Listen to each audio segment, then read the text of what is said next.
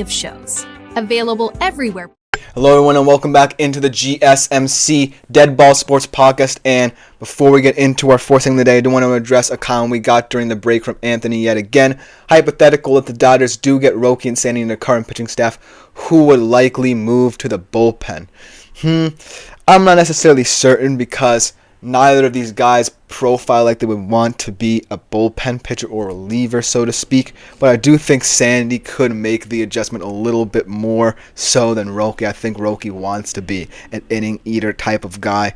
And Sandy, he does have an interesting approach to pitching. He tends to go deeper in games than most current pitchers do. But I do think that he can adjust most specifically to a bullpen need for the Dodgers, should they want to even make that trade. But it's just ridiculous to think about at this time, considering already the amount of depth the Los Angeles Dodgers have in terms of pitching. But let's get into our fourth segment of today's show, talking about some hypothetical reasons as to why the Kansas City Chiefs, a team looking for a historic three-peat, can win the Super Bowl. It's not just the black magic permeating in their locker room, permeating through the coaching staff.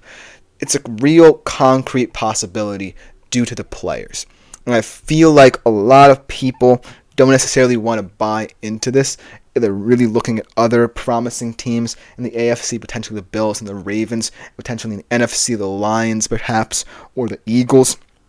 But I still think that Kansas City has as best a chance of anyone to win this year's Super Bowl, just because of the health that they've been getting, the health updates they've been getting, and also the fact that in the playoffs, they just coach better than any team. Both Andy Reid and Steve Spagnuolo just coach, outclass you, overwhelm you in every single regard. That's going to be difficult to see a loss. So without further ado, here's why I believe the Chiefs win the Super Bowl. And then Anthony is always saying, no, let me clarify what I'm saying. The Dodgers bring these two guys in on their current starting rotation who would likely move to the bullpen, not the guys they brought in. So I believe what you're trying to say is who out of the current staff now would move to the bullpen should they bring in both Roki and Sandy. Now I see your point. So Gonsolin and May, I do like both of them, but seeing as to how they were kind of a little bit flash in the panty for quite some time to start their careers, I think that one of them could potentially move. I don't see some high-profile guys moving down there like Yamamoto, or maybe if they're not necessarily comfortable with Shohei pitching so many amount of innings, they might move him there. But I think that Gonsolin and May might be the two guys who ultimately would have to surrender their roles in the rotation to make space for the two guys you're suggesting here. But I do think it's an interesting case study because of, like I said, the depth they already have and the decisions they would have to make to compensate for any decisions they make in terms of Roki and Sandy's status in their rotations. So I do appreciate that point, and I do think that Gonsolin and May might suffer. But getting into looking at the reasons to why I think the Chiefs can win the Super Bowl. Yes, these past 2 years have not been great offensively for them. We can get that straight out of the gate. And yes, their offensive line has to shore up. It was a big problem last year, probably an even bigger problem this year, especially with rookie left-right tackle Kingsley Suamataya, or with all the issues they've had with him and Wanye Morris as well, and how they shift around this offensive line. They do have issues to overcome as well as anyone else in this playoff bracket. But I do think that one thing that's been a positive silver line these past couple of weeks for the Kansas City Chiefs is all the positive news in the health department. They get Hollywood Brown back and immediately been going to him more than almost any receiver in this lineup. It opens up a lot for both Xavier Worthy and DeAndre Hopkins in return. Then you look at Isaiah Pacheco, and even though he's not necessarily the biggest running back in terms of helping you in terms of a solid rushing game, I do think that he's solid enough to really help open up that avenue for the Chiefs if, say, things do go awry in the passing game. I do think Isaiah Pacheco is just consistent enough, especially in the postseason, to where the Chiefs can start to lean on their running game a little bit more than usual. And then I do feel like there's something to be said about the magical aura that presents itself when we talk about their record in one-score games. They're 7-1 in one-score games. They find ways to win. I don't necessarily care what you say about the refs influencing those decisions, but I do feel like that speaks for itself. They're better than anyone in the critical moments, and I feel like when we examine all the games this season, the first game of the season, where they were toenail away from potentially losing that game, the blocked field goal, they just win every single play that matters. And combined with all the positive updates in the health department, all these guys returning to the lineup, this makes them that much more potent. And yes, they're a 15-2 team that has not scored 30 points all season. But it might not even matter because they have two of the best head coaches that can coach in any singular situation, whether it be in a high-scoring shootout or in a low-scoring affair, which we'll most likely see from them come postseason. Both Andy Reid and Steve Spagnuolo know what they want to do. Steve Spagnuolo is one of the most difficult defensive coordinators to prepare for when it comes to the postseason. He'll blitz you, he'll disguise coverages, he'll generate pressure by hook or by crook, and Andy Reid trusts that his offense will pick up the slack eventually. We saw it in the last Super Bowl win.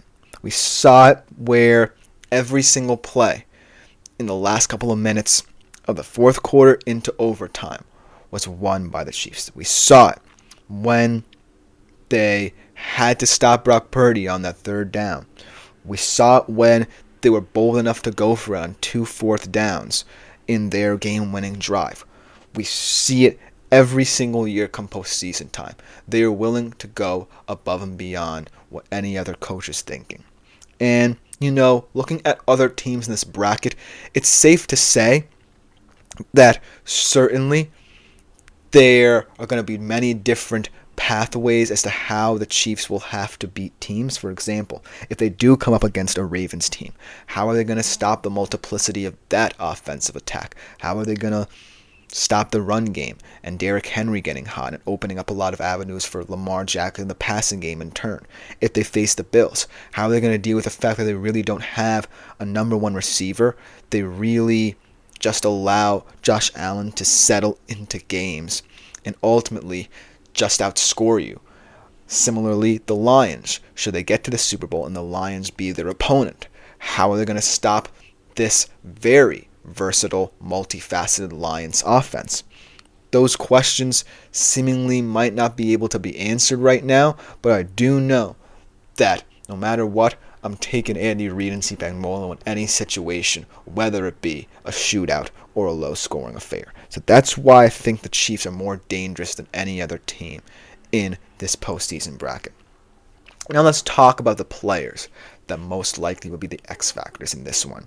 I feel that Hollywood Brown's arrival really is going to make it challenging for all the cornerbacks on the AFC side of the bracket to really key in on one specific receiver here. Because as soon as Hollywood Brown got going in the last couple of games he played, now before the postseason, when they targeted him on 8 of 14 routes that he ran, it opened up different avenues for Xavier Worthy to get going. And DeAndre Hopkins is still dangerous in certain areas of the field as well. And he's going to push those guys who are more role-playing pieces in Watson and Gray further down the depth chart and allow the Chiefs to really get into the packages they want, where you have the danger men in Brown, Hopkins, and Worthy out on the field more. And yes, Travis Kelce's declining, but if these receivers can pick up the slack, much unlike what they were doing last year when Travis Kelce had to pick up the slack, then who cares if Travis Kelce looks a little bit more inept in this postseason than he has in recent ones, because of all the offensive weapons they have now. And then, in terms of Isaiah Pacheco, he's a really big factor into their success in the postseason, because if they do develop enough of a running game to where you have to pay attention to it if you're an opposing defense, that opens a lot of more avenues for Patrick Mahomes in this downfield passing game. And now you have a deep ball threat guy in Hollywood Brown, who can take the top of a defense at any time. So all the pieces are starting to come together yet again for the Kansas City Chiefs.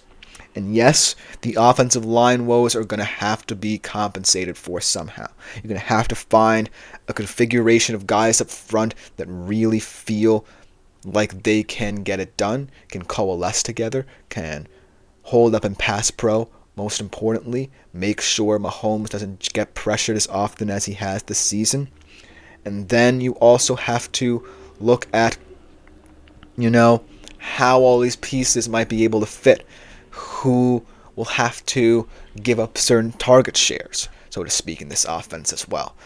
But ultimately, if there's any team I believe can overcome any adversity this postseason, it is the Kansas City Chiefs, because we've already seen it before, and who's to say they can't go for a historic three-peat and ultimately pull it off. And that's why I think the Kansas City Chiefs have best chance of anyone of winning their first Super Bowl. But let me know what you think in the comment, their third straight Super Bowl in franchise history. But let me know what you think in the comments, because coming up next, we're going to be talking about a team still looking for their first Super Bowl. That's where I mixed up. The Buffalo Bills. How can they win their first Super Bowl this season on the AFC side of the bracket? We are coming up to conclude today's show right after this short break.